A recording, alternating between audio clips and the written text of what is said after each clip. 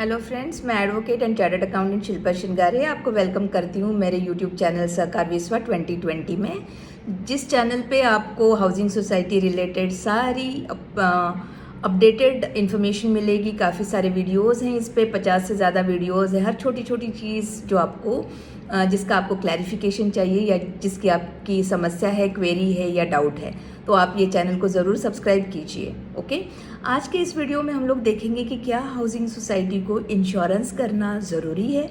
अच्छा है ना सवाल ये, बहुत बार पूछा जाता है।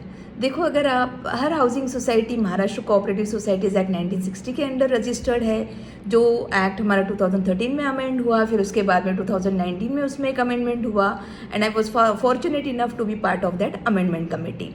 तो हर हाउसिंग सोसाइटी का एक अपना रजिस्टर्ड बायलॉज भी होता है ना। तो ये बायलॉ क्या होता है? इंटरनल रूल्स एंड रेगुलेशन, और हर सोसाइटी को ये internal rules and regulation members को और मैनेजिंग कमेटी मेंबर्स को ये बाइंडिंग है। तो अगर आप आपका बायलॉ देखोगे तो एक क्लॉज बायलॉ में ऐसा है कि इंश्योरेंस करना ज़रूरी है हाउसिंग सोसाइटी में। तो किस चीज़ का इंश्योरेंस होगा? तो हमारी जो लैंड एंड बिल्डिंग है उसका इंश्योरेंस करना मैंडेटरी है हर हाउसिंग सोसाइटी को, क्योंकि वहाँ जो वर्ड यूज़ किया गया है उसमें है कि एवरी हाउसिंग सोसाइटी शैल इंश्योर। शैल मीन्स ये मैंडेट है, ऐसा कुछ ऑप्शन नहीं दिया गया है किसी हाउसिंग सोसाइटी को। तो हर हाउसिंग सोसाइटी को अपनी बिल्डिंग का, अपनी जो एसेट्स हैं उनको इंश्योर करने का, लैंड एंड बिल्डिंग को इंश्योर करने का एक मैंडेट दिया गया है बायलॉ में। और इंश्योरेंस आपको कैसा लेना है? इंश्योरेंस जो नेचुरल कैलामिटीज़ हो, फायर हो, अर्थक्वेक हो, फ्लड हो, तो कॉम्प्रिहेंसिव इंश्योरेंस हर हाउसिंग सोसाइटी को अपनी लैंड एंड बिल्डिंग का और एसेट्स का करके लेना बहुत ज़रूरी है। And it also says further, वो क्या बोलता है कि थर्ड पार्टी इंश्योरेंस भी आपको करना है।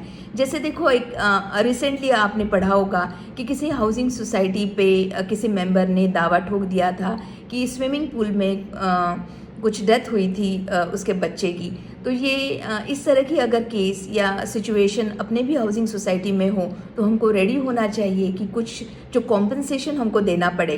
तो थर्ड पार्टी इंश्योरेंस भी करना बहुत ज़रूरी है।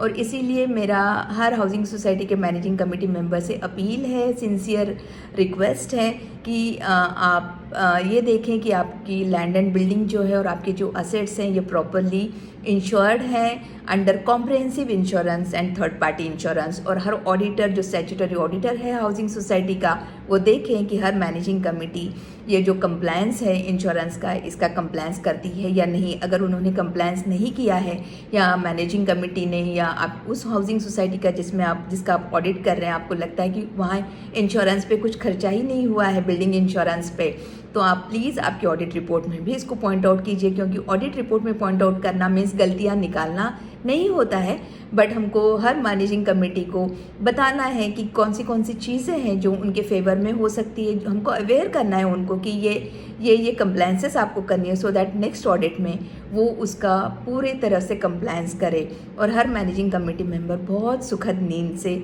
और आराम से उस हाउसिंग सोसाइटी में मैनेजिंग कमेटी मेंबर बन के वो बरकरार रहे। ठीक है, तो अगर ये वीडियो आपको अच्छी लगी हो तो इसको प्लीज़ लाइक करें, शेयर करें और हमारे इस चैनल सहकार विश्व को सब्सक्राइब करें। Thank you.